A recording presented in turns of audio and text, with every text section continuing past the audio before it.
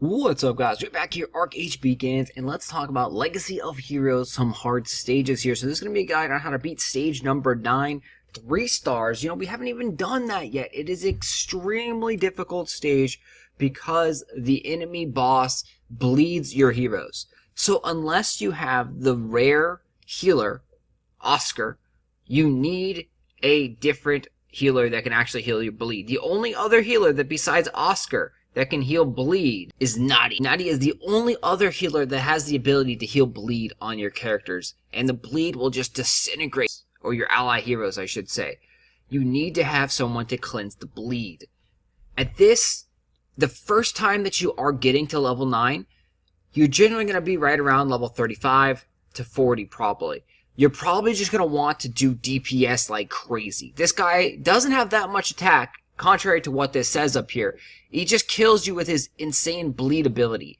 So what you want to do is you want to take probably 3 of your strongest DPS heroes, use them in a squad, and then 1 healer.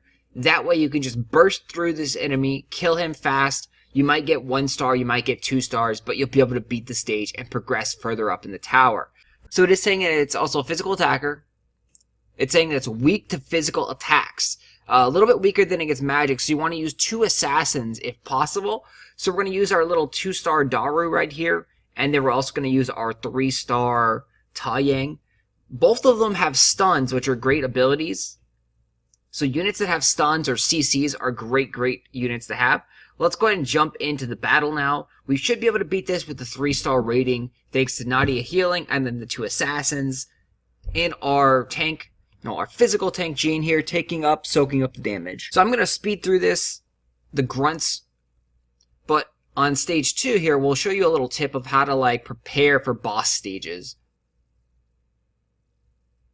I don't think that this squad will necessarily need to prepare for the boss, but it's always just a good tip to remind people of. If you are weaker, you know, you can get stronger slowly but surely over time by doing your dailies, increasing your expedition level, which then increases your hero's level, or you can just try and use better tactics to fight.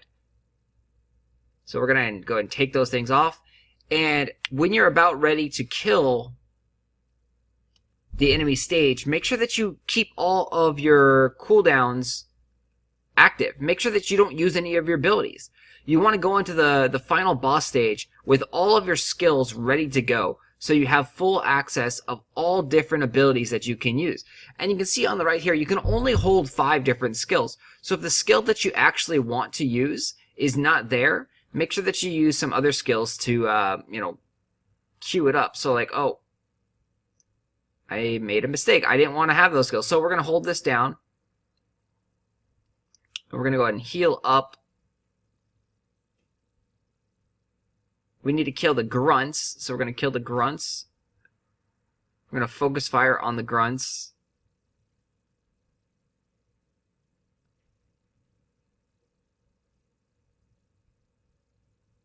So it does nothing, but at least it gets us out of that skill bar.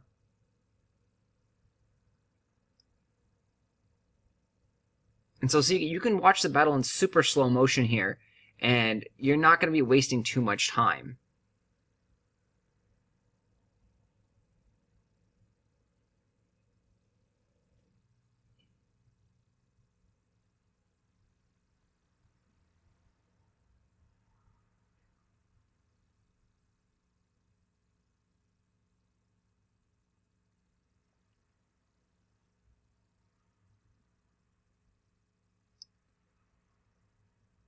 So that's a teleport, that's a stun also, so we're going to do that on the boss there. Generally, you want to stun the bosses. So the bleeding is going on right now. The bad thing with Nadia is her bleed cure is actually a passive, so we don't have really control over it.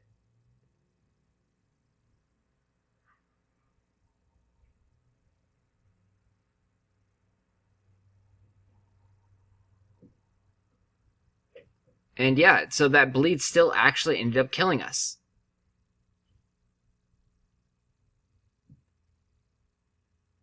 So realistically, there is no way for a free-to-play player to get 3-star rating on stage number 9 because you don't have access to an ability that can cure bleeding in a skill form.